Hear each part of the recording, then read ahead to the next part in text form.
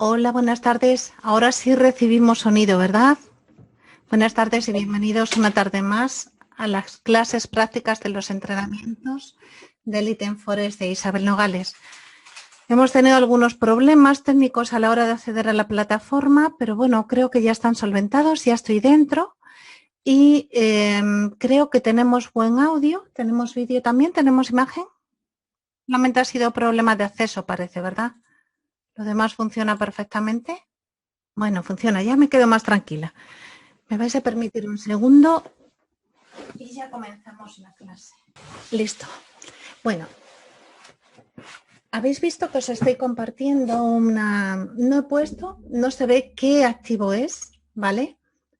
Pero sí os quiero comentar algo acerca de él. Y me interesa que no se vea el activo que es, porque veréis que incluso llegará un momento que podremos identificar el activo simplemente por la idiosincrasia del propio activo en sí, puesto que tanto en los pares de Forest, tanto en futuros, en CFDs, como en las acciones, como los commodities, como los índices, cada uno de ellos tiene una peculiaridad, una forma de ser, tiene su impronta, su característica peculiar, su personalidad. Fijaros en este, por ejemplo, no sabemos cuál es, podríamos hacer una apuesta. Bueno, quien sea vivo mirará directamente abajo y sabrá qué activo es, pero preferiría que no lo hicierais. Podríamos decir, por ejemplo, algunas cosas de él, ¿vale? Y la forma de operarlos son de manera distinta a cómo se operarían activos de pares directos.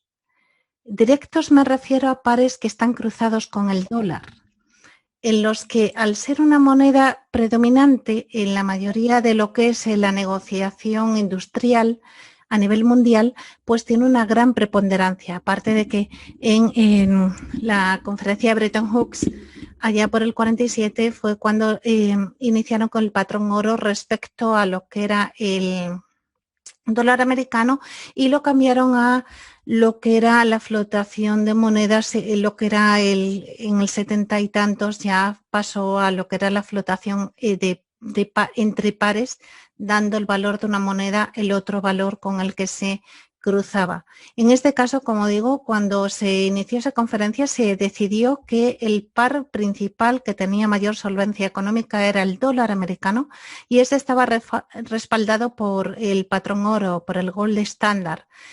Por tanto, casi todos los pares aquellos que son que tienen el dólar en su contraparte o en su moneda base tienen una peculiaridad muy distinta de aquellos pares que son cruzados o que no son directos o indirectos respecto al dólar. En el caso de los pares cruzados, como es este caso, fijaros que la peculiaridad es que son pares muy erráticos a la hora de hacer un análisis técnico, no hay una estructura verdaderamente clara y aparte hay unos barridos tremendos en búsqueda de liquidez. ¿Por qué es eso? Primero porque son pares, como digo, que no son directamente relacionados con el dólar, sino que son pares que provienen de negociaciones de otros dos pares distintos, los cuales se contraponen y al final quitan de la ecuación el dólar americano. En este caso, pues tenemos el par que es el euro neozelandés. Como veis, es un par muy sucio.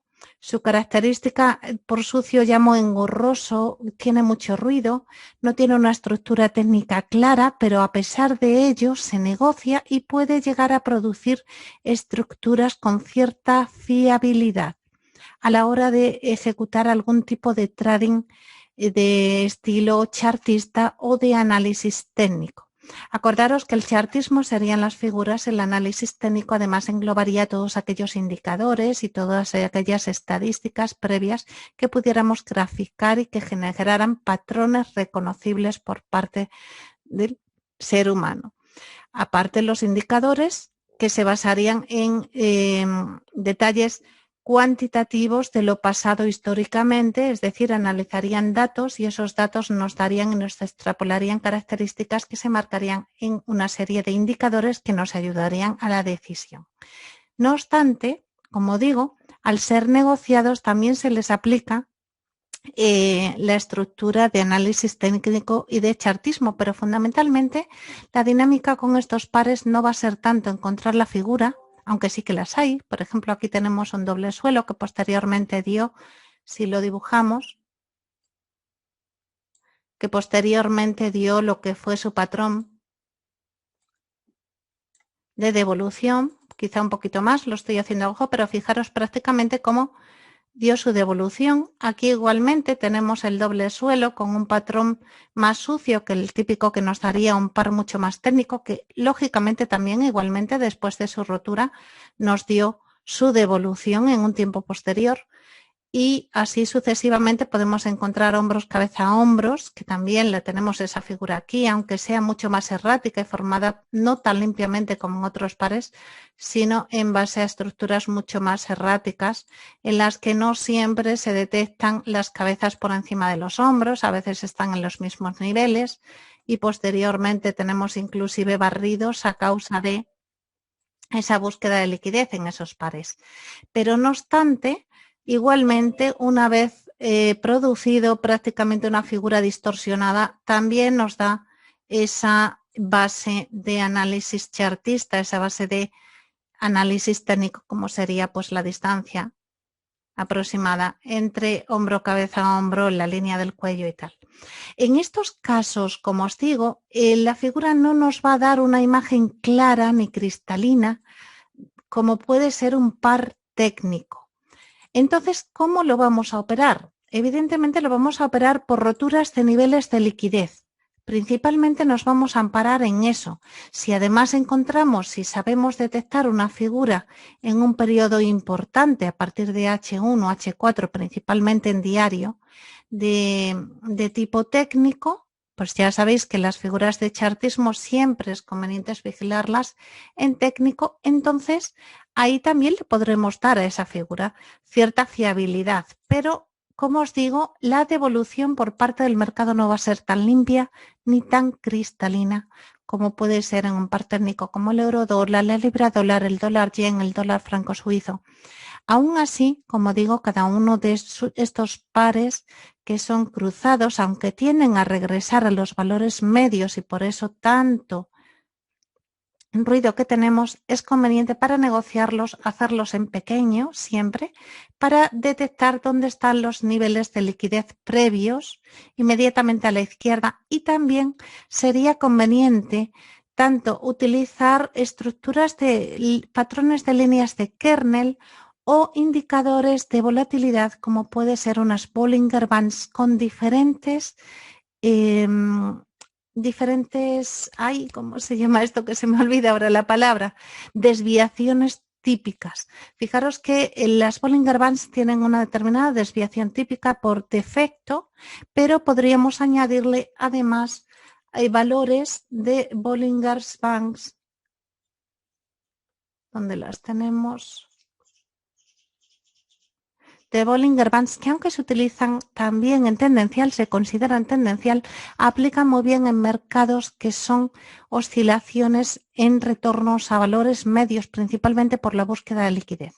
Fijaros que los periodos que nos vengan por defecto, nosotros las podemos cambiar, podemos poner desviación de 3, desviación de 2, desviación de 1. Normalmente el defecto es desviación de 2 y el cierre, pero si le indicamos una desviación mayor, o incluso podemos poner 3 Bollinger Bands. Aquí vamos a poner, por ejemplo, esta para que identifiquéis. Lo que está puesto abajo es un sintético, pero si nosotros ponemos las Bollinger Bands, igualmente nos va a detectar en el corto plazo, ¿vale? Aquí es mucho más errático, lo podemos hacer más grande para verlo más claramente, pero nos va a indicar la de 2. Es muy difícil en estos pares que nos indique salidas de la zona más común, ¿vale? Con lo cual nosotros podríamos utilizar incluso una salida de una desviación Dios, pero principalmente nos interesa una salida desviación 3 o incluso una 4. ¿Para qué? Para nosotros aprovechar aquellos movimientos que se salen de lo habitual, de ese porcentaje de ocasiones en las que va con mucha fuerza al mercado o rompe alguna zona de confluencia de niveles de liquidez y desploma, o al contrario, acelera bruscamente, aunque luego regrese a lo largo del tiempo al valor medio buscando esos pivot points perdidos, ¿no? tenemos un indicador de pivot points que está compartido en lo que es el campus virtual, que puede ser muy interesante para estos casos, para estos pares que son un poquito más erráticos. Mirad, aquí dibujamos la media de desviación de 2 para una Bollinger Bands, un valor medio de 20, se puede poner también de 50, me es indiferente, dependiendo las temporalidades que utilicemos, utilizaremos un valor medio menor, o si estamos con H1, H4 diario, semanal, podríamos incluso utilizar 50, lo que es el valor medio. Y luego las desviaciones marcaremos la 20, o sea, la de 2, marcaremos la de 3 e incluso podemos marcar la desviación típica de 4. Todo aquello que se salga de 4 es increíblemente una oportunidad de negociar, especialmente cuando el precio no ha regresado. Hablaríamos del pivot perdido, ¿verdad? Del eslabón perdido que normalmente va a ir a buscar liquidez de nuevo a los puntos medios. Hablo esto en el largo plazo principalmente, ¿vale? Si nos fijamos en el largo plazo, las oportunidades más grandes que nos puede dar el precio van a ser en H4, H1, en las que la volatilidad puede hacerlo salir de esas zonas, y a la entrada nosotros, según si estamos en una tendencia, iríamos a buscar el valor medio de la línea media de las Bollinger Bands. Si estamos en un canal horizontal, iríamos a buscar el valor contrapuesto de la desviación, puesto que hasta que se normalice, ese activo va a estar fluctuando en torno a un valor medio. Entonces, la estrategia principalmente, como os digo, sería simplemente cuando nos indicara una salida, una desviación muy grande donde se saliera de lo que es la habitual. En este par, por ejemplo, como es un par muy sucio, como digo, nos bastaría con una desviación de 2 para indicarnos la entrada al regresar a ella. Al cierre de la siguiente vela que cerrara en ella, iríamos a buscar, como os comento, en caso de que sea una tendencia clara, tendríamos que identificar antes si estamos en tendencia con los máximos más bajos, en caso de tendencia bajista, principalmente los máximos más bajos, ¿de acuerdo? Y en caso de la tendencia alcista, los mínimos cada vez más altos. Siempre que se dé ese caso, mejor ideal si además se nos dan también los máximos y los mínimos en la tendencia bajista cada vez más bajos y los máximos y los mínimos alcistas cada vez más altos. Pero cuando no se cumple ese criterio, al menos en lo que es la tendencia bajista, que los máximos sean cada vez más bajos, es decir, que haya una presión de venta que haga que la cotización del precio siga bajando por ese desequilibrio. ¿De acuerdo? Cuando ya entonces en los mínimos empecemos a ver que eso ya no se cumple, ojo, ahí podemos tener una cierta reversa. Normalmente, pues como os digo, en pares que son más difíciles de tratar con mucha suciedad, para zonas de alta volatilidad podemos utilizar los valores en periodos inferiores, trabajando los squeeze del precio. ¿Vale? Squeeze llamamos a estrechamiento de las Bollingers o estrechamiento de las kernels o cualquier otro activo o otro indicador de volatilidad, en las que además podemos marcar también los patrones de confluencia de análisis técnico y análisis de canales paralelos equidistantes. Fijaros aquí, si utilizamos además las líneas de confluencia de análisis técnico que nos marcan el squeeze, podemos ir además a buscar con bastante probabilidad la distancia por canales equidistantes. Aquí no se cumple, se cumplen hasta la mitad. Acordaros que siempre en los canales equidistantes yo os recomiendo coger parciales a mitad de camino, asegurar la operativa con un punto de break-even o incluso con ciertas ganancias y acompañar al precio con un trailing stop para que nos dé lo que nos permita dar. Como veis, como os digo, cuando en el corto plazo hay una cierta volatilidad inherente que nosotros podemos hacer seguimiento a través del volumen, si le añadimos el volumen, inclusive aunque sea un volumen normal, cuando veamos que ya el volumen no acompaña a ese movimiento de fuerza, o inclusive cuando además, si no tenemos el ojo acostumbrado, le añadimos un MAC, nos da un poquito más de información. Igualmente le podríamos añadir un estocástico o cualquier tipo de oscilador que nos ofrece indicaciones de fuerza. En este caso veis que el indicador no se aleja mucho, aunque el precio sí. No indica una fuerza extrema, por lo tanto este movimiento está abocado al fracaso. Fijaros cómo posteriormente se sale incluso de la Bollinger Band, va muy volatilizado respecto al squeeze anterior y regresa al valor medio. Evidentemente la apuesta en este caso, como venimos de un squeeze, la apuesta es el lado contrario. Puede ser que tomemos parciales, sería lo adecuado, tomar parciales en el punto medio.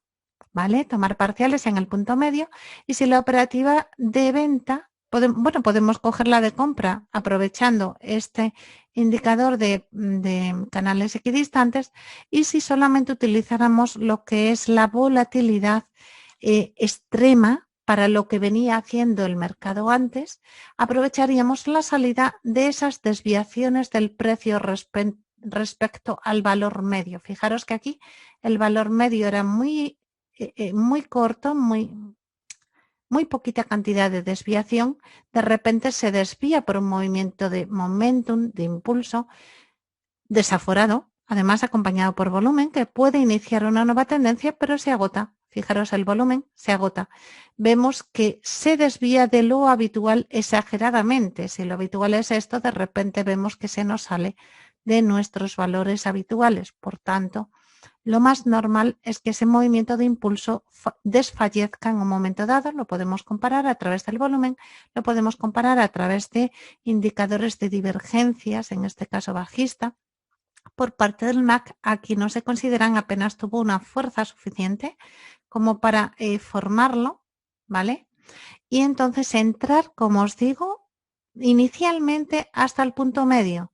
Una vez que conseguimos punto medio, sacamos al menos mitad o un 60% de la operativa, extraemos un parcial, colocaríamos trailing stop por detrás de la zona previa de liquidez inmediatamente a la izquierda. Es decir, si el precio ha llegado aquí, estamos operando el corto plazo. Son pares que buscan liquidez, que pueden hacer mechazos, ¿de acuerdo? Por tanto, acompañaremos al precio levemente cerca, pero siempre detrás de una confluencia de liquidez, una zona de liquidez. Está, como veis aquí, el precio se detiene, a pesar del volumen, nos identifica una zona de liquidez.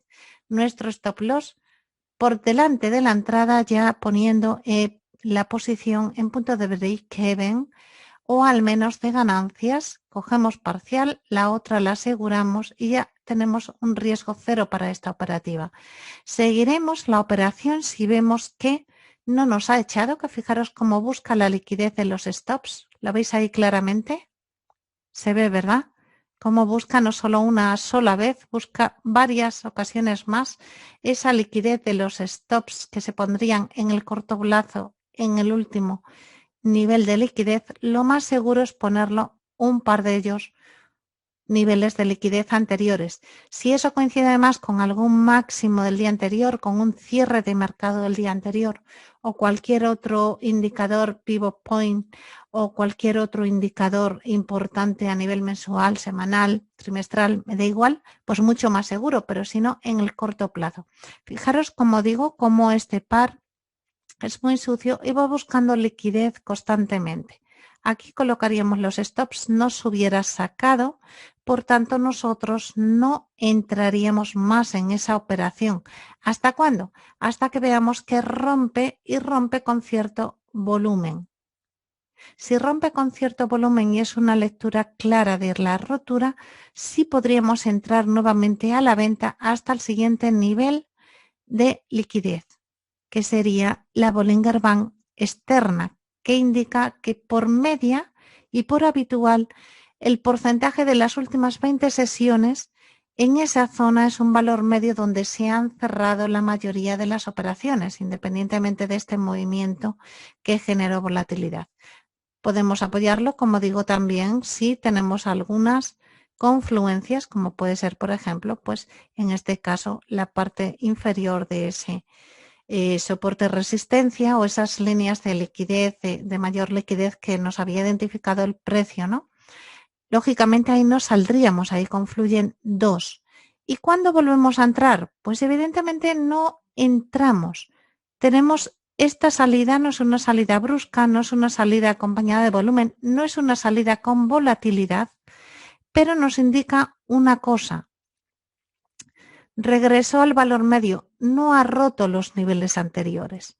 Ahora, lo máximo en este momento serían los niveles anteriores y la confluencia de esto. Como veis, no rompe con fuerza, no rompe con volumen, testea y regresa, marcándonos incluso en el corto plazo una cotización por encima de los periodos anteriores. Por tanto, es una figura de probable reversa. En este caso no entraríamos. ¿Por qué?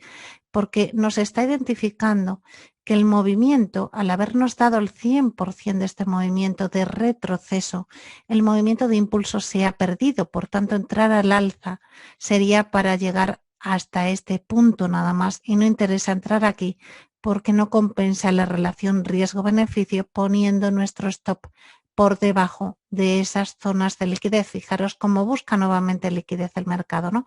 Entonces, en este caso, para buscar esto no entraríamos. Plantearíamos que, a pesar del impulso motivacional alcista, ese impulso se perdió y que ahora el que marca el movimiento bajista es la media móvil.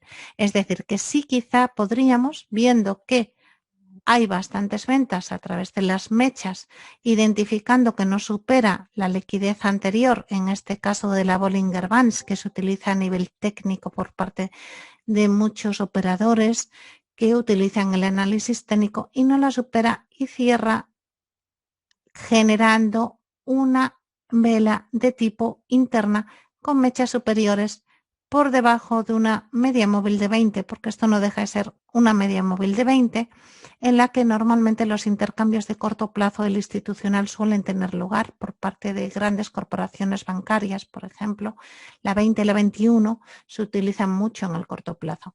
Y entonces ahí entraríamos a la venta colocando por encima de la Bollinger una, sobre todo y especialmente si vemos volumen y el precio no lo supera. Y entonces colocaríamos nuestros stop loss protegidos por encima, nuestra apuesta la haríamos colocando nuestro stop loss protegido por encima de la Bollinger Band. ¿Que queremos darle mucho más resuello? Miraríamos niveles de liquidez a la izquierda. Tenemos este, tenemos ese. Ahí hubo una liquidez. Por tanto, nuestro stop loss estaría por encima. ¿De acuerdo? Segundo nivel de liquidez inmediatamente a la izquierda nos la da la Bollinger Band y también nos lo da este valor en el corto plazo. ¿Vale? El primero lo tenemos aquí identificado. Y como os digo, tendríamos que colocar el stop loss por aquí, el segundo nivel mucho más seguro, porque además estaría por fuera de la desviación habitual. Y nuestra toma de ganancias sería el punto final de la Bollinger Bands. Me diréis, Isabel, yo esto no lo tomaría porque el beneficio-riesgo no compensa. Bueno, compensa si le colocáis una cobertura para que en caso de que pasara esto, no os desviara. Pero de momento lo que el precio nos está indicando en el corto plazo es que hay más probabilidad a la baja que a la alta. Como digo, ya una vez identificado este nuevo movimiento, esta nueva variación de ese squeeze, lo que tenemos es que identificar los niveles claves. Acordaros que siempre os he indicado, primer punto, de un nuevo movimiento extraño con una volatilidad distinta, con unos tiempos y una velocidad distintas, es muy adecuado marcarle por lo menos esas zonas de liquidez entre las que ha respondido. En este caso, sigue respondiendo a esta zona de liquidez. Tiene importancia, tiene relevancia. Y el siguiente punto donde ha respondido es este, que podemos acompañarle en el corto plazo, podemos acompañarle a lo largo del tiempo para ver si lo respeta. Con lo cual ahí tendríamos un nuevo negociación hasta que el mercado la partiera. Como veis, la ha partido aquí. Hay mayor volatilidad, hay mayor volumen, probablemente va acompañado con los periodos de los horarios en los que se esté negociando, en los que, como veis, hay mayor negociación y eso provoca una mayor volatilidad, ¿vale? Por análisis, nuevamente tenemos ya configurado esas distancias, no sería un squeeze tan claro con un movimiento impulsivo de rotura grande, sino que sería una Bollinger Band un poquito más manteniendo el estatus de negociación. Se podría mantener más tiempo y negociarse arriba y abajo y entonces la rotura no ser tan fuerte. Pero cuando se produce nuevamente tenemos dos opciones. Utilizar los canales equidistantes, en este caso, el que nos marcaría. Fijaros cómo muchos negociadores, además, porque parece increíble, muchos negociadores abren y cierran según el defecto de fábrica con el que vienen los canales. Fijaros cómo nos da al menos ese movimiento. Estoy convencida de que si vamos a periodos inferiores, aquí veremos liquidez. De hecho, fijaros este movimiento de liquidez. Aquí no se ve porque tenemos la Bollinger, pero hay una mecha de rechazo alcista, una mecha de rechazo bajista. La gente no se complica mucho, desgraciadamente, en el trading retail y ni siquiera configura más allá de lo que viene por defecto, ¿no? Y entonces, ¿dónde termina el patrón del canal? Pues ahí directamente nos saca. Fijaros que ni siquiera lo he adaptado el patrón, ¿eh? Tal cual me lo ha dado, el mismo canal que ha dibujado me marca dónde la siguiente negociación. Pero bueno, en realidad lo que os quería demostrar, a veces me sorprende lo absurda que es la gente, no busca más que un dibujo, algo, un patrón simplemente por defecto, ¿no? Pero bueno, a veces somos así el ser humano. Lo que yo quería no era identificar el patrón por defecto que utilizan algunos a nivel retail, incluido grandes gestores de cuentas, porque está claro, fijaros ahí ese volumen de negociación de cierre y a pesar de ello, pues tan absurdo, ¿no? Por gestión de cuentas, pero no deja de ser un canal equidistante del canal anterior, ¿vale?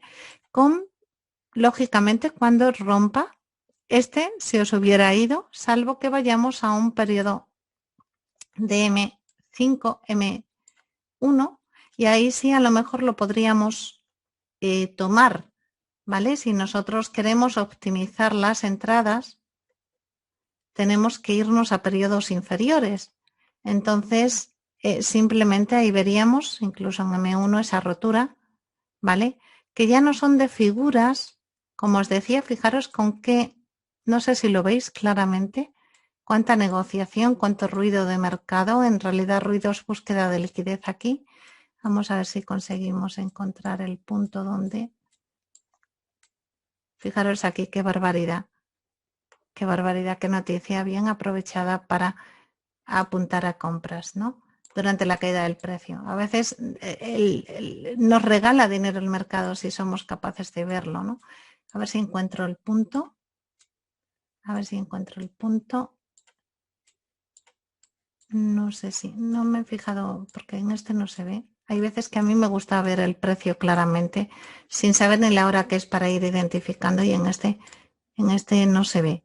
Mirad aquí de nuevo una noticia como está aprovechada, ¿no? Esa liquidez para posicionamiento que luego, como veis, el mercado facilitó. Aquí, como se ven, los volúmenes tremendos de parada, ¿vale? Durante la caída. Vamos a ver si lo encuentro, porque, bueno, ahí estoy en la búsqueda. Es que voy minuto a minuto. Fijaros si tendré que ir para atrás. Lo que pasa es que por más que lo haga pequeñito, vamos a ir a más pequeñito, a ver si así vamos más rápido y lo encontramos. Porque sí que quería que vierais, fijaros qué búsqueda de liquidez tremenda ahí. Son pares, como os digo, muy erráticos que generan estructuras que dan una oportunidad en el corto plazo tremenda, pero hay que negociarlos con mucho cuidado, ¿vale? Porque tenéis que colocar en ese caso amortiguación de pérdida con stop loss de pérdidas. Mirad, ahí está la rotura. Voy a intentar ampliar. A ver si no se nos ha ido muy lejos. No me va a dejar ampliar. Me cachi, se me movió. Bueno, os voy a identificar en el gráfico de la pizarra, ¿vale? Porque lo vais a ver mejor.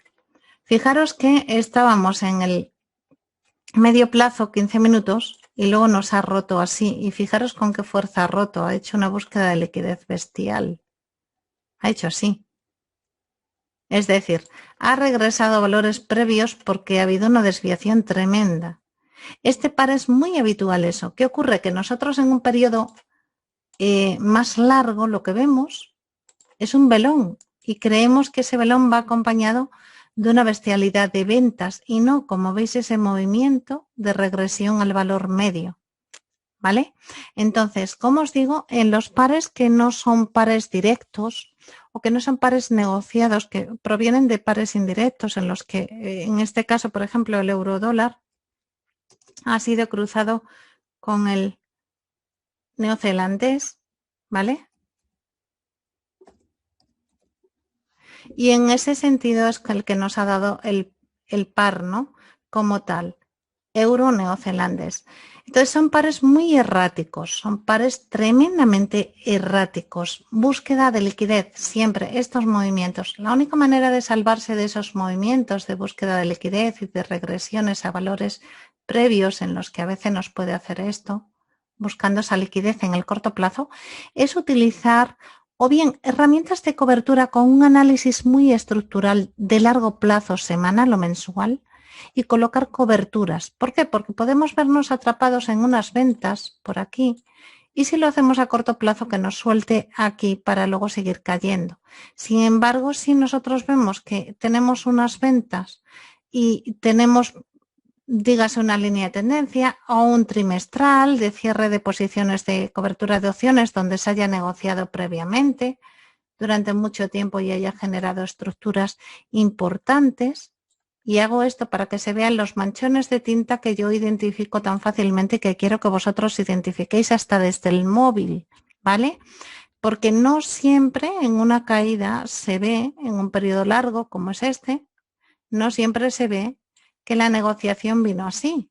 Cayó, pero aquí hubo una zona de liquidez tremenda, negociada, donde había equilibrio y por tanto no fue a buscar más.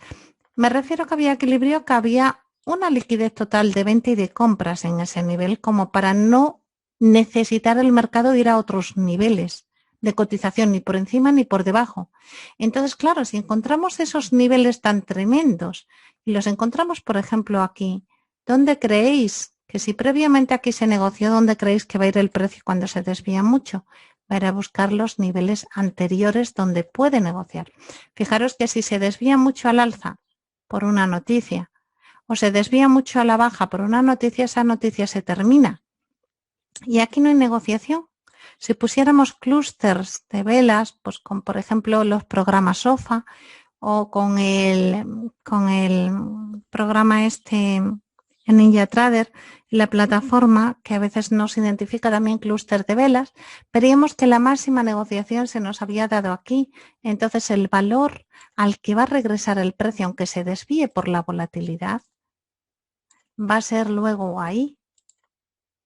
Por falta de liquidez, va a buscarla donde la hay, ¿vale? Solamente el precio va a continuar ascendiendo, por ejemplo, en este caso, siempre que vaya acompañado de volumen, pero si no vemos volumen no hay negociación, no hay participación que podemos identificar a través de los indicadores de flujo, tanto el market profile como el indicador de flujo de color, que es mucho más fácil de leer, ¿no? Donde se interpretan las zonas de mapa de calor acerca de donde hay mayor número de negociaciones o donde las ha habido, ¿no? Y entonces poder detectar que aunque esté el precio subiendo, se esté negociando, hay veces que indicadores retrasados ya nos indican divergencias, pero otras veces no, porque son retrasados. Y sin embargo, el precio, que es el primero que reacciona y el último que deja de hacer lo que está haciendo, ya empieza a dar señales de agotamiento y lo normal es que busquemos esos valores a donde se ha apoyado antes. No quita que en el corto plazo también pueda por aquí detenerse en zonas de liquidez, pero a lo largo del tiempo va a regresar a valores previos siempre que no veamos noticias fundamentales que sigan alimentando la subida, porque son, como digo, pares erráticos que buscan liquidez, pares que no son tan técnicos, que no son tan negociados, que precisan de ir a niveles donde hay negociaciones previas para poder autofinanciarse, por decirlo así, las grandes carteras. Entonces, siempre esos pares, por favor, cuando los colocáis, si colocáis, en caso de que las colocáis, los stops, dejarle mucho espacio porque necesitan ese espacio para expresarse, cubriros con coberturas de un porcentaje de capital de lo que habéis invertido en la negociación, ¿vale? Un posicionamiento menor. Y ahí probablemente le saquéis bastante ganancia, puesto que, como digo, buscando la liquidez es posible que, aun entrando en venta durante una caída, siga cayendo, siga cayendo, siga cayendo, no responde tan rápidamente, a pesar de que todos los indicadores nos lo digan, no responde tan rápidamente a las subidas, responde con mucha dificultad, muy erráticamente.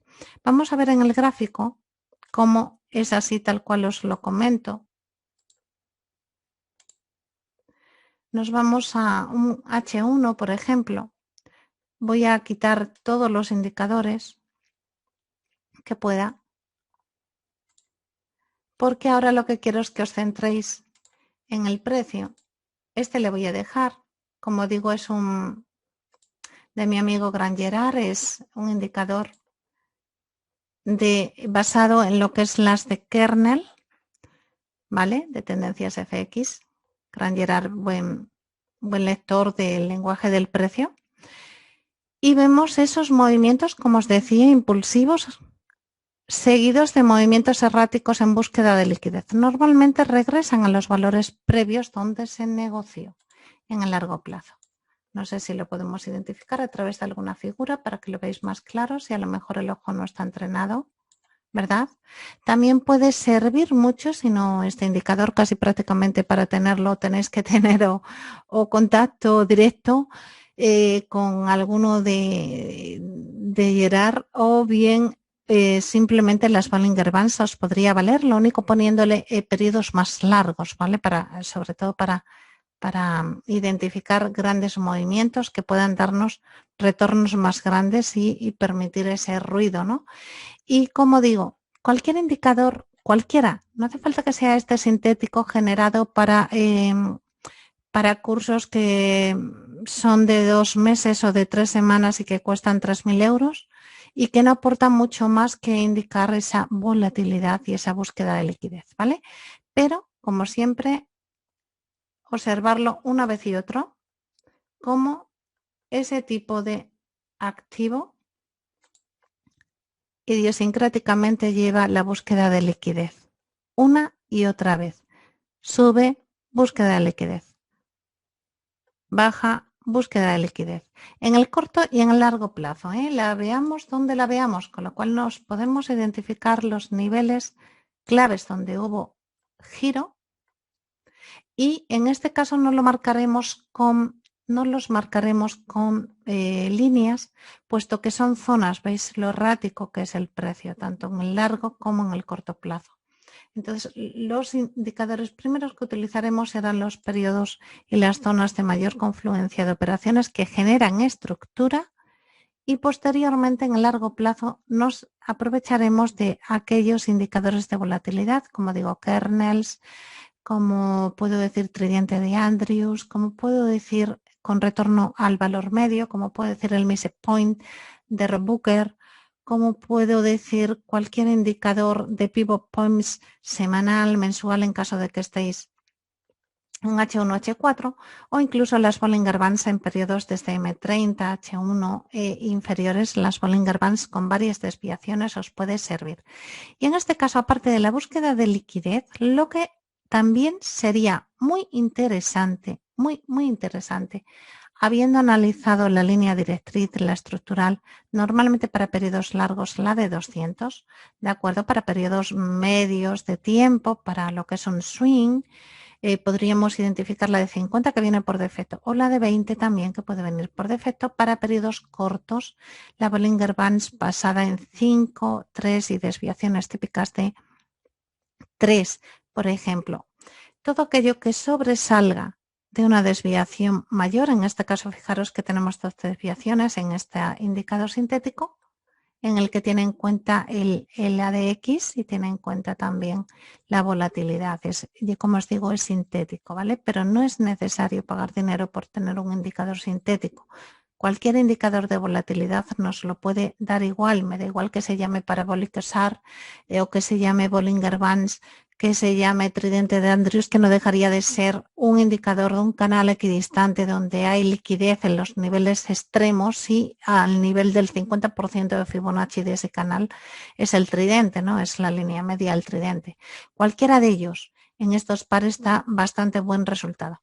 Y como os comento, si os fijáis, a pesar de que nos genera estructuras que podemos ver en el muy largo plazo, ojo, en el muy largo plazo podemos estructurar el precio y manejar ciclos de precio operando en acumulaciones comprando, en distribuciones vendiendo, pero en el corto plazo siempre tenderemos con este tipo de pares que son cruzados a operar con regresiones a la media, puesto que una vez que el precio se desvía mucho de lo habitual, suele regresar al valor medio, tanto en el corto como en el largo plazo. ¿Alguna pregunta acerca de esto que me queráis hacer? ¿La habéis utilizado alguno, este tipo de estructura de Bollinger Bands, de retornos a valores medios tipo Mise Point, de Booker, de tendencias FX, por ejemplo, con los indicadores de... Fijaros, mira, tendencia FX, por ejemplo, se dedica muy a largo plazo. Lo que pasa es que con una cuenta pequeña, a largo plazo te tiene hipotecado durante mucho tiempo. Entonces, podéis utilizar lo que es un indicador simplemente en la media móvil de 200 para valores de H4 de diario, mirándolo en todos los pares, simplemente con la media móvil de 200, ¿de acuerdo? Y entrar en la compra o en la venta según rompe esa línea directriz del precio. Si la rompe el alza, lógicamente la testea y la valida como soporte, podéis entrar en la compra, pero lógicamente luego ver la desviación, es decir, utilizar entonces en ese caso una media móvil de Bollinger Bands de 200 con 2 desviaciones típicas sería suficiente, no haría falta este sintético, y acompañarlo de volumen para ver si está muy desviado. Si encima se sale del 2 o del 3 ya exageradamente todavía mucho más, va a regresar al valor medio, ¿vale? Como os decía, puede ejecutarse para largo plazo. Para el corto plazo hay que modificar un poquito la volatilidad, las Bollinger. Podemos apoyarnos también en un indicador tipo ADX que nos indicará la fuerza tendencial. En el libro mío de Todo sobre Forex tenéis el indicador explicado inclusive con una estrategia que podría apoyar este tipo de operativa en pares, como os digo, que es muy útil en pares cruzados, en los que la búsqueda de liquidez y el retorno a valores medios, porque no son pares muy negociados que formen parte de la cartera grande de los grandes inversores institucionales, que se utilizan, ojo, pero se utilizan menos. Entonces en las roturas generan una gran volatilidad, ¿vale? Si ponemos estructuralmente esos movimientos, por ejemplo, de rotura, de ángulos, si os fijáis, generan una gran volatilidad, sobre todo a la baja. Luego ya le cuesta mucho más ascender porque no están tan negociados. Las compras agresivas por parte de institucionales no son tantos, sino que es más una negociación comercial por el propio activo que es el neozelandés o el euro, o como en un momento de activo refugio de alguna otra moneda, de algún otro par para eludir alguna noticia fundamental en algunos pares principales. También se puede huir a ellos por la correlación que tengan con el oro, con el petróleo, las materias primas, ¿no? Entonces, bueno, pues puede ser interesante. Ahora, quisiera también en el intradiario identificar algunas oportunidades y en este caso nos vamos a ir a otra plantilla, vamos a identificar el precio y aquí en el precio, en esta plantilla, que vosotros podéis construir, las plantillas son muy fáciles de construir, le ponéis los indicadores que queráis y luego vais a la plantilla, le ponéis guardar plantilla y le ponéis un nombre, ¿no? En el corto plazo, fijaros que la búsqueda de liquidez, como digo, es errática, pero podéis ampararos como en todos los activos. Fijaros que, como os digo, es un par que busca liquidez constantemente. No nos da unas líneas tan claras, tan técnicas como cualquier otro par, pero sería muy interesante, en este caso, identificar los valores máximos, mínimos al cierre y a la apertura. Identificar también, es interesante, colocarle en algún momento una figura a través del rectángulo, una figura de flujo. ¿De acuerdo? Una figura de flujo. Vamos a ver si podemos colocar el indicador de flujo. Simplemente si lo tengo aquí, que no lo sé si lo tengo. Como veis, en esta cuenta hemos estado probando algunos indicadores. No os recomiendo utilizar ninguno de ellos. Los hemos probado para ver cómo funcionan, tipo Expert Advisor, y no dan un resultado adecuado. Entonces, no los utilicéis. De hecho, son indicadores que se han potenciado su contratación a través de copy trading en cuentas de MyFXBook. Y finalmente las cuentas han desaparecido de la noche a mañana después de un tiempo de beneficio, han desaparecido, ¿no?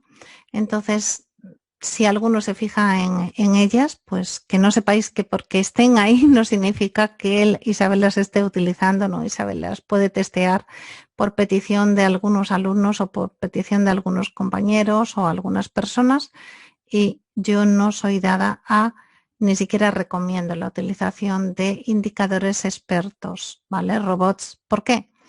Porque casi todos utilizan en la gestión de capital riesgo, utilizan una dinámica de tipo martingala. Por tanto, está abocado al fracaso. Cuando se identifican los algoritmos que hay que utilizar para ver qué ocurre cuando falla una operación, los Expert Advisor, la mayoría de ellos, con tal de optimizar ganancias, que la gente los siga, se utilizan para copy trading principalmente, o para gestión activa de cuentas en las que se llevan comisiones por ganancias y les da igual que finalmente el cliente acabe perdiendo el dinero, ¿no? Y entonces, lógicamente, si pusieran un anti-martingala no sería interesante o si hicieran una ejecución de la gestión de riesgo y de capital de otro tipo mucho más conservadora, no daría una curva de rendimiento rápida, grande, por tanto, al final lo que hacen es quebrar las cuentas y no os compensa, ¿eh? Aparte, quería que supierais, hay alguna gente que me sorprende que todavía haya gente que con todos los medios que puede haber para formarse bien no lo haga, pero me sorprende que coloque un Expert Advisor detrás de otro mientras está aprendiendo y después, en cuanto no da resultado, lo quiere quitar, pero se le olvida que para quitar un Expert Advisor tienes que cerrar las operaciones flotantes, porque si no te las cierra automáticamente y las tienes que gestionar de tal manera que pierdas lo menos posible en esas operaciones. Quiere decir que antes de eliminar cualquier Expert Advisor que se esté mostrando mal, intentar negociar en el corto plazo para reducir, si alguno lo tiene, ¿vale? Que no lo sé, espero que no sea el caso. Los míos siempre os digo que intentar huir de eso. Los podéis poner pues como para ver realmente si hay algo que llame la atención, pero no los negociéis, abocará a la ruina vuestra cuenta, os hará creer en millones y después la perderá en una noche, ¿no? Y además eso puede ocurrir en la primera semana, en la segunda, en la tercera, y no conozco ninguno que llegue más allá de los 18 meses, ninguno. Y normalmente ese ansia de generar dinero con una cuenta pequeña, cuando empieza a ser grande, es cuando se ha quebrado y se ha llevado todo el dinero, y me refiero a grande a lo mejor a 5.000 o a 10.000 o a 20.000. Con lo cual el dolor todavía es más fuerte. Bueno, lo que iba diciendo, fijaros, hay estructuras que incluso en el corto plazo, como os digo, no son estructuras que realmente se pueden negociar como figuras de análisis técnico, pero en base a que muchísima gente quiere ver lo que quiere ver, al final nos da el resultado. ¿De acuerdo? Pero como os comento, a pesar de dar el resultado, veis cómo rápidamente busca niveles de liquidez previos, regresiones al valor medio. Aquí lo que íbamos a ver no era eso, aunque al verlo ahí me ha dado la gran oportunidad. Yo quiero que estos pares principalmente los negociéis en base a lo siguiente, aunque sea en M15, M5, el mercado habla.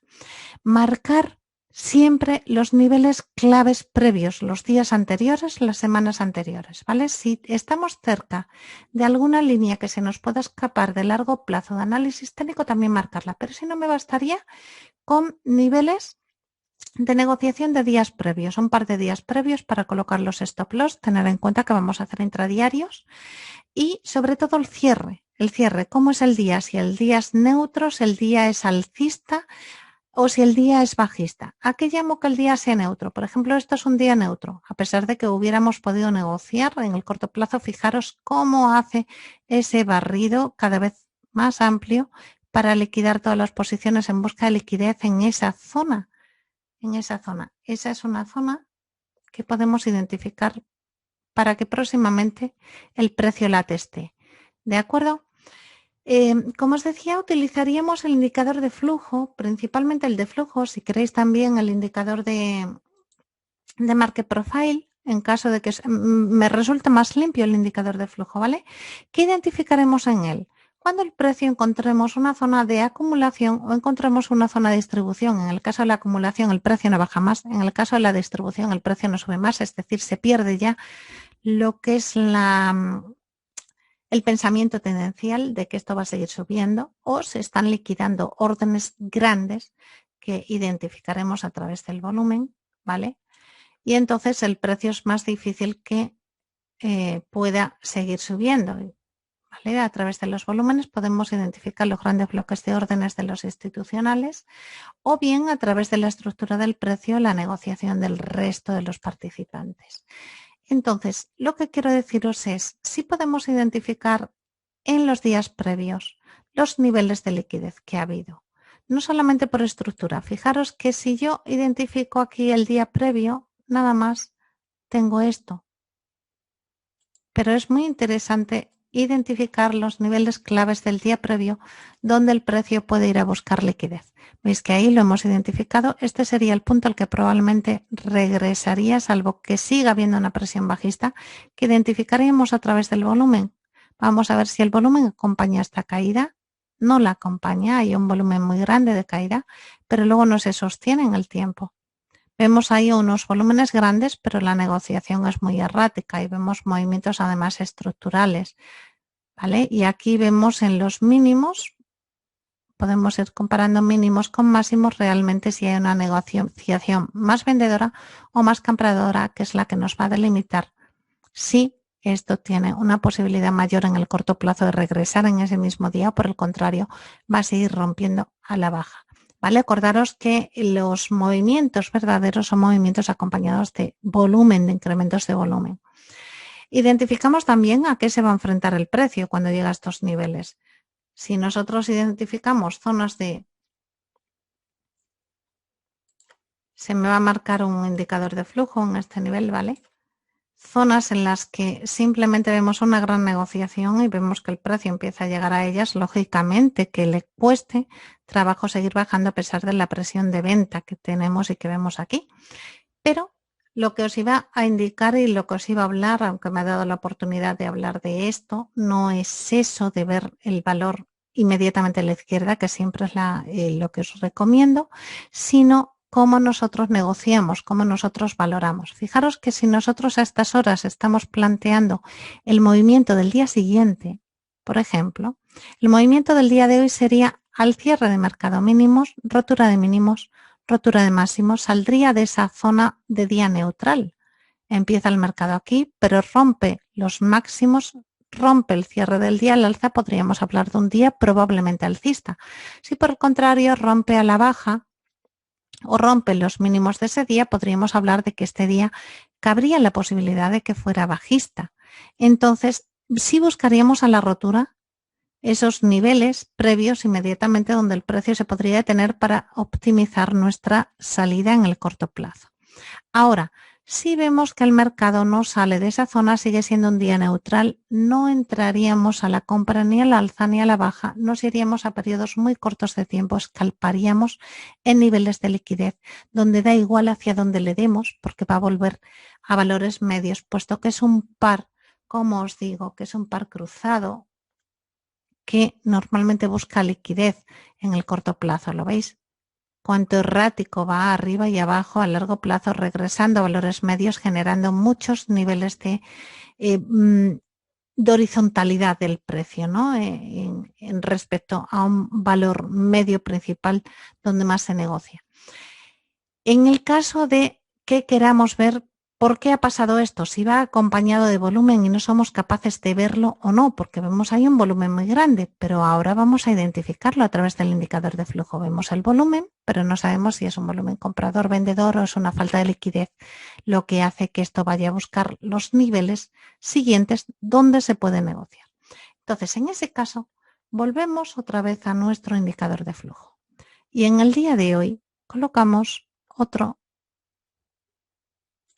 indicador. Y fijaros qué poquita negociación a la rotura de esos niveles. Como os digo, cuando pierden los niveles a la baja suelen ser tremendos los pares que no son muy negociados. ¿Por qué? Porque normalmente los institucionales no apoyan las compras agresivas en estos productos cruzados, se van directamente a los directos. Entonces, cuando dejan de presionar al alza en la búsqueda de liquidez, los precios suelen caer. Como veréis, si identificáis en periodos anteriores, hacéis un backtest y veréis que caen con mucha más aplomo que lo que son las subidas, que son mucho más erráticas. ¿De acuerdo? Y suelen, como digo, ir a buscar liquidez en niveles previos. ¿De acuerdo? También hay una cosa que ocurre. Cuando los pares neozelandeses, por ejemplo, en este caso, se apoya mucho en la utilización de noticias que tengan que ver con la negociación durante el periodo asiático, cuando nadie lo espera, ¿vale? ¿Por qué? Por el posicionamiento inversor que necesita el institucional, movimientos de cartera, todavía mayores niveles de volatilidad vamos a encontrar en esas roturas si se dan durante las primeras horas de negociación de las sesiones asiáticas. ¿De acuerdo? Tal como es el caso, fijaros que ocurre esa rotura durante un periodo de sesión asiática durante la noche. Fijaros que además tenéis que tener en cuenta que Londres y toda Europa tiene un nivel de calidad de vida y un nivel de sueldos que puede permitir la inversión mucho más allá que otros países. No es el único, ¿de acuerdo? Pero dado que se negocian el 40% del volumen total de las negociaciones en el trading del mercado Forex, no solamente el de CFDs, el mercado de derivados, sino también el de futuros, ¿de acuerdo? Entonces, lógicamente, cuando nos encontramos en una rotura de unos niveles de soporte, que además tienen una estructura, en este caso tienen una estructura clara de distribución, ¿no? Previamente teníamos acumulación y ya teníamos un movimiento alcista de tendencial prolongado. Entonces, todavía con mayor motivo buscando niveles de liquidez previo. A pesar de que pare en el anterior, fijaros, los niveles de liquidez previo no es este excesivamente, este respondió al movimiento anterior que teníamos aquí, que habíamos identificado. Entonces, ¿qué os quiero decir? Este movimiento que no tiene apenas liquidez, no tiene apenas negociación, ¿cuándo regrese el precio? El precio, ya sabéis que en estos pares es más fácil que el precio se desplome a que el precio vaya acompañado de grandes volúmenes de negociación continuada en compra agresiva por parte del institucional. ¿Qué ocurre? Que va a tender a regresar por Fibonacci a valores previos donde gestoras, carteras, sociedades pequeñas o inclusive traders retail van a seguir operando en el sentido de la rotura. Entonces, bueno, simplemente al menos una o dos veces seguramente en el corto plazo va a testear el mismo nivel previo anterior, ¿vale? Sería búsqueda de liquidez agotando zonas de liquidez anteriores, ¿de acuerdo? Y luego sí tienen la posibilidad de que interés al institucional seguirá bajando, si no el institucional ya empezaréis a ver que los volúmenes lo va bajando y a partir de esos momentos en los que veamos el mayor volumen de parada, es decir, no va a ser el primero, ¿de acuerdo? Pero un volumen muy relevante que veamos, importante que detenga el precio, que sea un volumen de parada. A partir de ahí veremos ralentización. Como os digo, son pares que van a tender a caer mucho más tiempo, ¿vale? Entonces, en caso de que vosotros entréis en sentido contrario, que no os recomiendo, pero si entráis en sentido contrario, hacerlo siempre con coberturas, ¿vale? Porque va a tender a caer aún un poco más antes de recuperar. Por eso que os digo de que no hacen unas compras agresivas en estos pares, sino que son momentáneamente depositados en este tipo de activos menos negociados para protegerlos de otros activos circulantes que sí que sean mucho más volátiles ante determinadas noticias. Luego, muy importante tener también en cuenta, la mayoría de la gente dice, a mí que me interesan los tipos de interés de este activo, ¿no? Tener en cuenta que los tipos de interés del neozelandés, con la menor negociación del neozelandés respecto a pares cruzados, puede generar una volatilidad muy alta. Podéis aprovecharla, pero siempre observando lo que hace el institucional. A la hora de observar al institucional a través de el indicador a través de los datos del informe COT. Lo ideal es que lo saquéis del Chicago Mercantile Board Exchange con esa contratación de futuros sobre los pares de divisas, ¿vale? Tendríais que mirar en este caso dos activos y ver cuál es la fuerza relativa en base a los análisis fundamentales que hagáis de ese par. ¿Vale? Es decir, va a influir también mucho la política macroeconómica, microeconómica, el posicionamiento global de esa moneda respecto a la economía mundial para saber cuál tiene mayor fuerza relativa. ¿De acuerdo? Eso que queda tan claramente especificado en el euro libra, por ejemplo, cuando la libra estaba con el Brexit, el euro era más refugio que la libra con la posibilidad de volatilidad y sin embargo, fijaros cómo luego la libra es una moneda mucho más fuerte y se ha recuperado con mucha más facilidad que el euro, que es una moneda que macroeconómica, políticamente y a todo tipo empresarial tiene peor salida que lo que es una moneda libra, que es muy fuerte, ¿no? Entonces, nosotros, sí, fijaros que muchos movimientos se dan a través de la noche en unos horarios intempestivos, normalmente la negociación un poquito grande se suele dar entre las 4 y las 6 en caso de que se dé en los mercados asiáticos. Y bueno, pues es conveniente tenerlo en cuenta. Principalmente para posicionarnos en lo que va a hacer el día, sí que sería ideal prácticamente más verlo a nivel de lo que ocurre entre las 6, 5, 6, 7. Principalmente entre 6 y 7. No entrar en la negociación de la hora de los novatos. Acordaros que siempre lo digo, por favor, la hora de los novatos es la hora en la que el trader institucional nos sentamos delante de nuestra plataforma en nuestra propietaria firma o en nuestra firma o en nuestro gran institucional donde hay un montón de mesas donde estamos los operadores y entonces ahí tenemos que hacer liquidez para meter toda nuestra cartera. Y entonces, ¿qué vamos a hacer? Vamos a hacer un montón de trampas. Hablando pronto y claro, vamos a buscarla donde no la hay. Vamos a generar confusión, vamos a crear roturas inexistentes que no van acompañadas de volumen, aunque introduzcamos un volumen importante para ir a buscar ese nivel de liquidez previamente a la izquierda, que normalmente es de corto plazo, el día anterior, generalmente no mucho más allá, 20, 50 pips suficiente, ¿no? Para luego girar y virar y ya tenemos media cartera colocada. ¿Qué nos falta? Nos salimos de esa, la volvemos a hacer otra vez y luego ya hacemos el movimiento principal del día. Entonces, por favor, la hora de los novatos. Fijaros mucho lo que haga el Frankfurt. Frankfurt es la antesala de Londres. Entonces, Frankfurt llega con una liquidez importante en cartera y tiene que negociarla. Y a veces hace movimientos contrarios a lo que luego posteriormente va a dar y colocan peor posición todavía la apertura de Londres, con lo cual el movimiento errático de zigzag previo y de trampa que suele hacer Londres la mayor parte de las veces, salvo que la negociación se le dé dorada, ¿no? Pero si no, es mejor casi operar entre las 7 y las 8 que entre las 8, que sería el horario de Londres, apertura de mercado Londres, ¿no? Con la típica rotura de la apertura de Londres, que opera todo el mundo y se queda ahí atrapado, desgraciadamente la mayoría de las veces, ¿no? Salvo, quizá no se quedan atrapados aquellos que no busquen más allá de 10 pips o 20 pips desde las 12 de la noche, ¿no? Que me acuerdo que hay alguna estrategia automatizada, incluso alguna estrategia que resulta o resultaba el 80% de las ocasiones, que era simplemente a medianoche ver el cierre, estudiar el 25% del movimiento del tramo del día anterior, de lo que se había negociado de pips, del rango de movimiento medio de pips del día anterior, y calcular el 25% esperando pues con una buy stop, un sell stop por encima del precio y por debajo del precio para obtener 20 pips en la libra, por ejemplo, que era volátil y nos daba algo más de 20, que no estaba alrededor de 40, ¿no? Y sin embargo había mucha gente que hacía eso cuando ya llegaban las 7 de la mañana a la rotura de la apertura de Londres. ¿Y qué ocurría? Que la mayoría se quedaban atrapados, ¿no? Si hacéis esa estrategia de 20 pips, siempre, por favor, hacerla cuando cierra el mercado.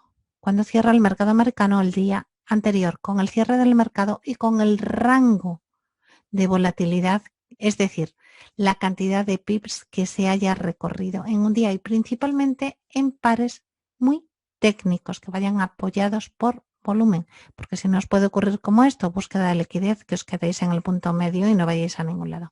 Pero, por ejemplo, la libra dólar, el euro dólar suele dar buen resultado. Si queréis revisar esa estrategia en backtest, se puede incluso automatizar, ¿vale?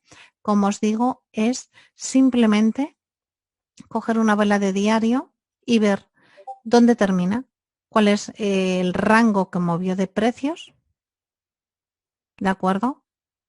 Y dentro de ese rango que movió de precios, calcular un 25%.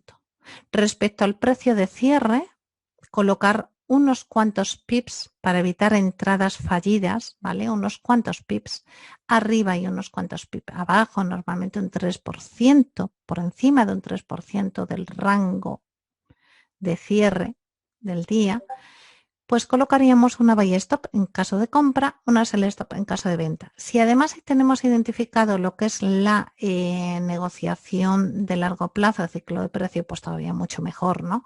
Pero si no, sería algo muy mecánico.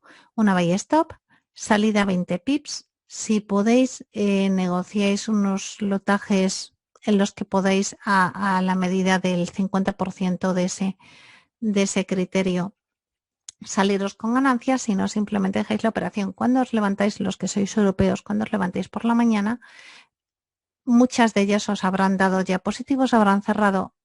Compensa, la verdad que compensa. El saliente, el stop loss, lo colocaríais donde está la apertura de la operación contraria. Bien.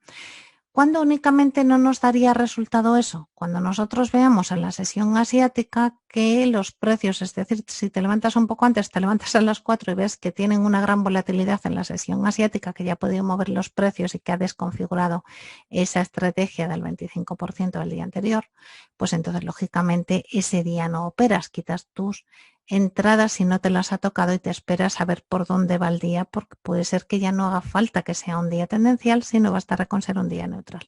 Y simplemente con esos 20 pips diario y con un lotaje pues relativamente generoso podéis ir financiando la cuenta. Como os digo, es una estrategia como para automatizar. Anteriormente ha dado hasta un 80% de operaciones positivas.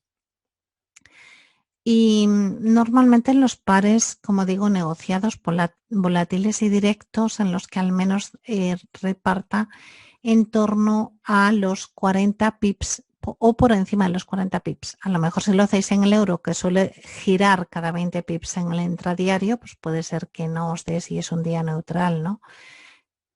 Tener en cuenta que hay más días neutrales y más días horizontales en cualquier activo en la búsqueda de liquidez que días que rompa con volumen y con volatilidad y que nos dé movimientos generosos. ¿De acuerdo? Con lo cual, el tener en cartera este tipo de negociación de mercados de pares cruzados puede ser muy interesante para esos movimientos de regreso a valores medios con retornos basados tanto en Fibonacci como en búsqueda de liquidez, como en Bollinger Bands y todo ese tipo de operativa.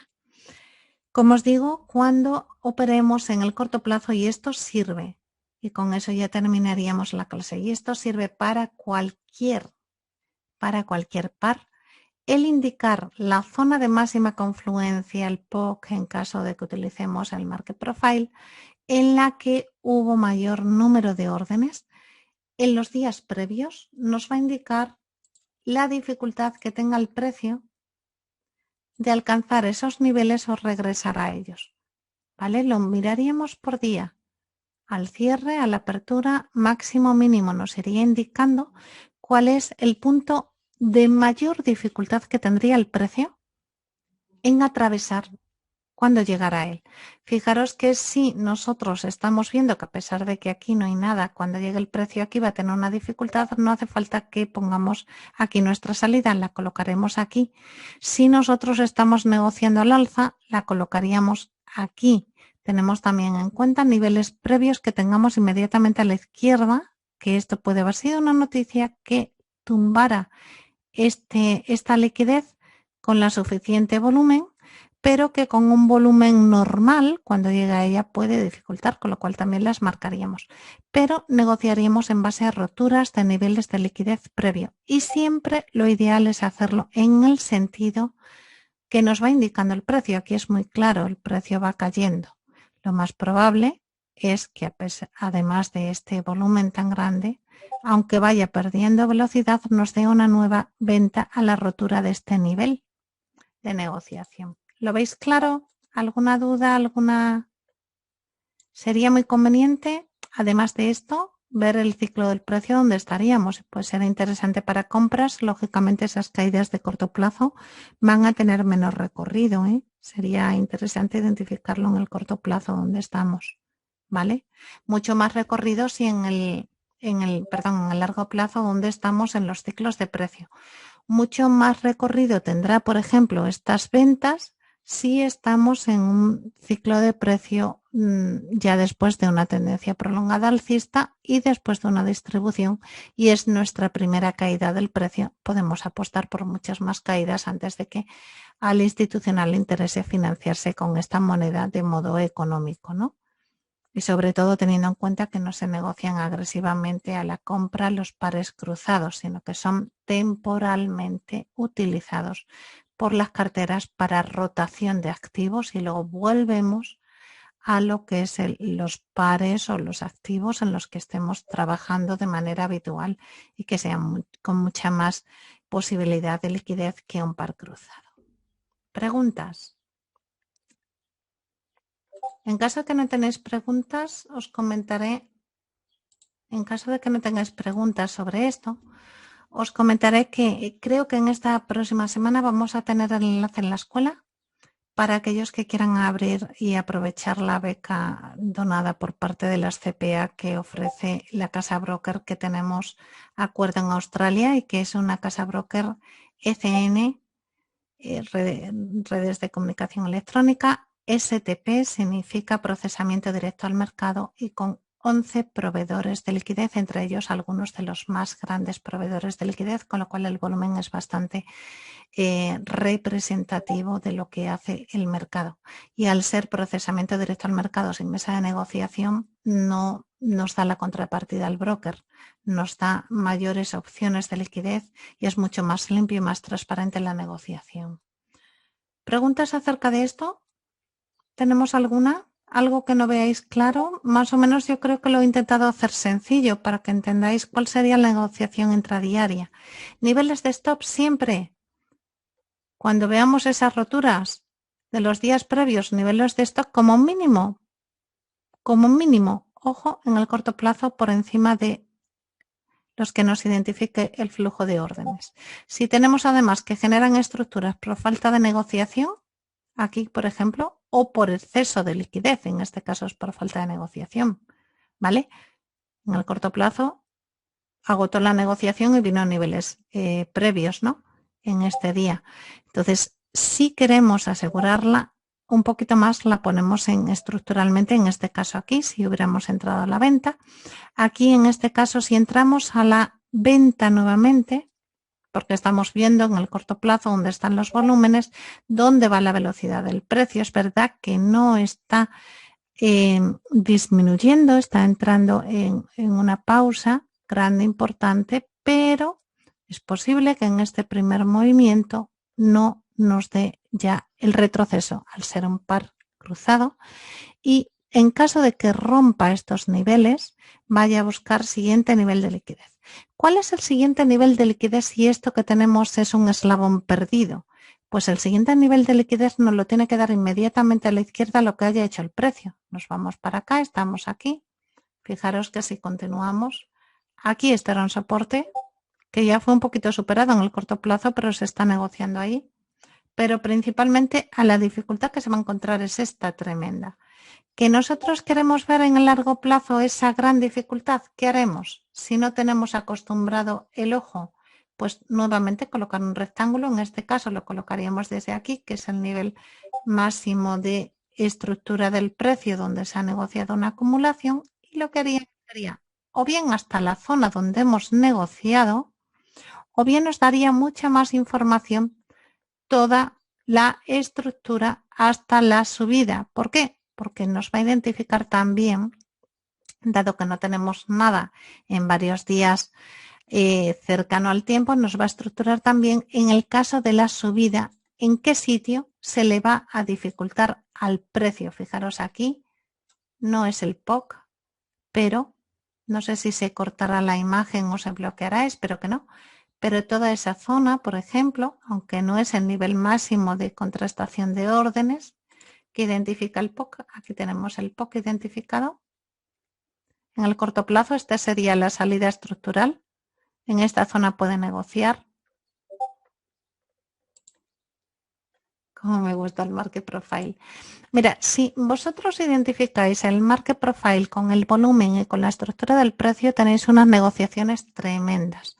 Es más, no tendréis el sesgo de sentido contrario de llega, acumula un volumen grande, sino que identificaréis más datos. Es decir, ¿qué está haciendo el precio? Ha superado un nivel anterior. Le va a costar lo que quede detrás luego cuando vuelva a ellos. Lo va a tener que atravesar y es un muro de liquidez. No deja de ser un muro de liquidez. Fijaros aquí, el ojo entrenado vería esto, ¿verdad? Yo os educo normalmente para que veáis esto, veáis eso y veréis esto aquí de nuevo. Sin embargo, fijaros qué bien nos lo identifica el Market Profile.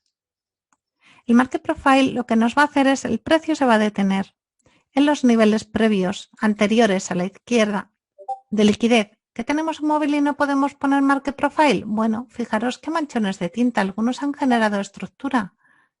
Es fácil de verlos. Al final, si entrenas al ojo, ¿cuántas veces ha testeado, incluso en el corto plazo? Estamos en M15. Lógicamente, estos serían los niveles que tenemos que controlar. Si los supera y supera más allá de un 3%, que ya se consideraría que la búsqueda de liquidez más allá de un 3% ya va acompañada de volumen para seguir en el sentido de la rotura, ¿no? El 3% alrededor de la zona de liquidez sí que puede ser unos niveles de búsqueda de liquidez que podrían generar trampas, ¿no? Pero más allá del 3% ya prácticamente, si lo vemos acompañado de volumen, además, esa rotura las vemos limpias y tal, ¿no? Identificar después, ampliáis, veis el tipo de rotura que tiene, ¿no? Cómo rompe, si rompe ahí testeando todo el rato con gran dificultad, o rompe con velocidad y con volumen, ¿no? Sobre todo, todo lo que hagáis siempre después del cierre de la vela. Y ahora una cosa muy importante. El cierre de la vela de M15 no me dice tanto como el cierre de una vela de diario. Porque el cierre de vela de diario es el cierre institucional por parte de las sesiones y de los traders profesionales que operan en cada zona de la sesión. 40% del volumen lo manejan en la sesión londinense. Tendrá mucha más importante el cierre de sesión, el nivel que alcanzó el precio a la altura de la londinense, aunque esté un poquito refregado el precio por la entrada y la búsqueda de liquidez por parte de los que entran nuevos traders profesionales que están poniéndose delante del ordenador a las 8 de la mañana en Nueva York. ¿Vale? Podría estar un poquito distorsionado, pero no deja de generar un volumen de liquidez tremendo, de aperturas y de cierres, que luego el precio cuando llega a ellos, lógicamente le va a costar. Y a lo mejor no genera estructura, no genera cambio. Simplemente se ve un manchón de tinta, un nivel de negociación en el corto plazo, la última media hora del cierre que empiezas a cerrar o incluso la última hora, pero normalmente es la media. Empiezas a cerrar tus operaciones, te vas tan tranquilo para casa, colocas tus stops o tus salidas o tus coberturas para evitar que te parra el mercado ante un movimiento inesperado. Y otra cosa mariposa, porque es tu trabajo, no te vas con el trabajo a casa como el operador retail desde su domicilio que entra y va con su móvil y va con la parienta o con los hijos y sigue mirando el móvil o se queda con un ojo abierto, otro cerrado, viendo a ver qué hace el mercado porque hay madre mía. No, es muy fácil. No vamos a perseguir al precio, ¿vale? Lo vamos a esperar. Rompe, muy bien. Nosotros podemos colocar órdenes de venta para cuando el precio llegue a niveles de liquidez anteriores. Por ejemplo, aquí, ahí lógicamente cuando el precio llegue va a tener una dificultad. A la primera no lo va a romper. Órdenes de venta aquí, órdenes de venta aquí. Cuando el precio suba se va a encontrar con estas dificultades. Lo normal es que lo teste hasta que valide el volumen que necesita para romperlo. Y si no lo cubre lo suficiente, no va a romper esa zona de liquidez. Se va a detener ahí, al final el desequilibrio seguirá siendo en sentido de baja y seguirá bajando, ¿no? Entonces, cuando queramos operar en sentido contrario, no es que le metamos aquí una compra, y menos en pares negociados cruzados, por Dios. No entra en el sentido contrario, principalmente en los pares negociados cruzados, cuando el mercado nos está diciendo claramente que aquí está nuestro primer nivel de liquidez. Si entramos en una compra aquí esperando que llegue el precio hasta aquí, olvídate, porque la primera dificultad que va a tener va a ser ahí. La segunda dificultad que va a tener va a ser aquí. Fijaros esos volúmenes. La siguiente nivel de dificultad aquí. Ahora, ¿dónde tiene menos dificultad? El mercado siempre se va a ir hacia el lado más desequilibrado, el más fácil, el más débil, el que le cueste menos. Entonces, una vez rota y superadas estas zonas, fijaros que la negociación disminuye. Entonces, ¿cuándo vemos las roturas? ¿Cuándo vemos el precio volar? Lo vemos cuando disminuyen las negociaciones. Fijaros el flujo de negociación que hay respecto a otros flujos. ¿Dónde vemos esas roturas y dónde va a buscar siguientes niveles de liquidez raudo y veloz? ¿Dónde no la encuentra? Aquí no es que no se esté negociando, se están negociando ventas, pero como no hay mucha contrapartida de compra en los libros de órdenes que no nos enseñan, pero no nos hace falta si somos capaces de interpretarlo en la gráfica, ¿no? ¿Y dónde vemos que las siguientes negociaciones son? Pues aquí. Aquí veremos en el corto plazo que el precio se detiene, pero como va muy acompañado de volumen por una noticia, que la detectamos por el volumen y porque sabemos el calendario económico, pues probablemente rompa la baja con ese nivel de liquidez tan tremendo de órdenes de venta masiva, ¿no? Por parte de los que colocan nada más órdenes a cualquier precio, que supera ese nivel y llega al siguiente nivel. Y una vez que llega a ese nivel, ¿qué hace? ¿Lo rompe o lo testea? ¿Qué encontramos? ¿Qué tipo de patrón de velas encontramos? ¿Qué tiene más dificultad? ¿Subir o bajar? Aquí subir, bueno, es un par cruzado, ya lo hemos dicho. Idiosincrasia del propio par. Lo he dicho 100 veces y lo he repetido otras tantas 100 a lo largo de la clase para ver si os quedáis con ello. Con eso me bastará. No entréis mucho a la compra, porque fijaros cuando se entra a la compra en estos pares rápidamente cómo recoge beneficio. ¿Vale? Porque no son pares, nuevamente lo repito, que sean negociados agresivamente de manera constante y habitual, sino que son pares a los que se acude temporalmente por parte del institucional, ¿de acuerdo?